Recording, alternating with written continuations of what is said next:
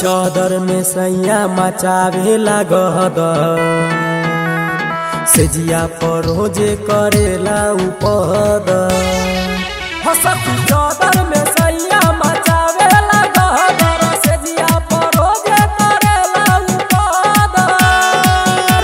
करे ऐसन काम देवे नया राम, करे ऐसन काम देवे नया राम। सखी लागे कि कदी हमर मर्डर। चादर में सैया मचावे लागद सेजिया पर रोजे करेला उपद। Recording by Sanvi Studio.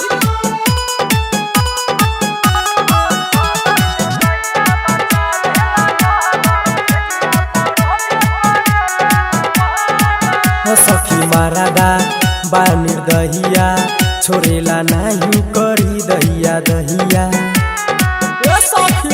सखी मारादा बा निर्दहिया छोड़ेला नहीं करी दहिया दहिया। न होला बरदा सब फूला देला सांस जमी से पसीना गिरे हदर हदर। चादर में सैया मचावे लागद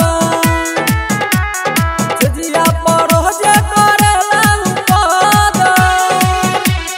चादर में सैया मचावे लागद सेजिया पर रोजे करेला उपद। By Sanvi Studio.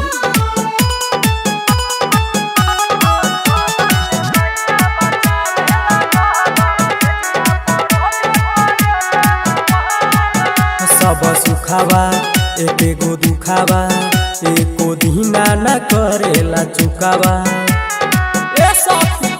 सब सुखावा एकेगो दुखावा एको दीना न करेला चुकावा।